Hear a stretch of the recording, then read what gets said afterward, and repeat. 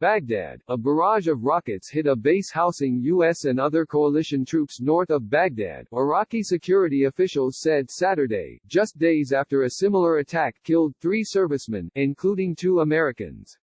There was no immediate word on casualties at Camp Taji, according to the officials, who spoke on condition of anonymity in line with regulations. The officials said over a dozen rockets landed inside the base, some struck the coalition quarters while others fell on a runway used by Iraqi forces. U.S. forces launch strikes targeting Iran-backed militias after deadly rocket attack, official says. The attack was unusual because it occurred during the day. Previous assaults on military bases housing U.S. troops typically occurred overnight. The earlier attack against Camp Taji on Wednesday prompted American airstrikes Friday against what U.S. officials said were mainly weapons facilities belonging to Kataib Hezbollah, the Iran-backed militia group believed to be responsible. However, Iraq's military said those airstrikes killed 5 security force members and a civilian.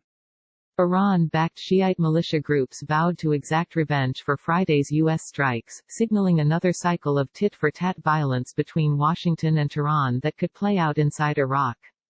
Wednesday's attack on Camp Taji was the deadliest to target U.S. troops in Iraq since a late December rocket attack on an Iraqi base. That attack killed a U.S. contractor and set in motion a series of attacks that brought Iraq to the brink of war. After the contractor was killed, American airstrikes targeting the Kataib Hezbollah led to protests at the U.S. Embassy in Baghdad.